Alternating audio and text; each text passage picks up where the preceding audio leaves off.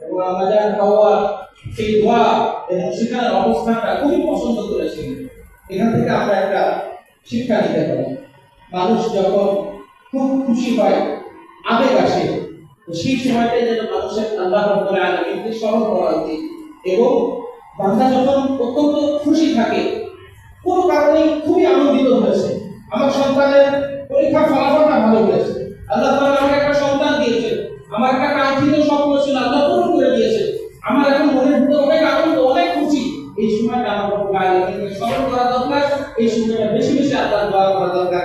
উলামায়ে কেরাম কিতাবের ভিতরে লিখেন, খুশির সময় বান্দা যখন আল্লাহকে স্মরণ করে, আল্লাহ রাব্বুল আলামিন বান্দার ওই দোয়াগুলো কবুল করে নেন। কারণ আমরা দেখেন, আনন্দ আর খুশিটা আমি বান্দাকে দিলাম, দেওয়ার পর বান্দা আমাকে এখনো ভুলে দেয়, এখন আমাকে স্মরণ করছে, আল্লাহ রাব্বুল আলামিন তখন বান্দার উপর খুশি হয়। আদম আলাইহিস সালাম ওখান থেকে রওনা হলেন মক্কাতুল মুকাররমার দিকে। গত শুক্রবার বলেছিলাম, যেখান থেকে পৃথিবীর সূচনা হয়েছিল, সেই জায়গাটা আল্লাহ রাব্বুল আলামিন ফেরেশতাদের মাধ্যমে চিহ্নিত করে রেখেছিলেন। আদম আলাইহিস সালাম সেখানে গেলেন,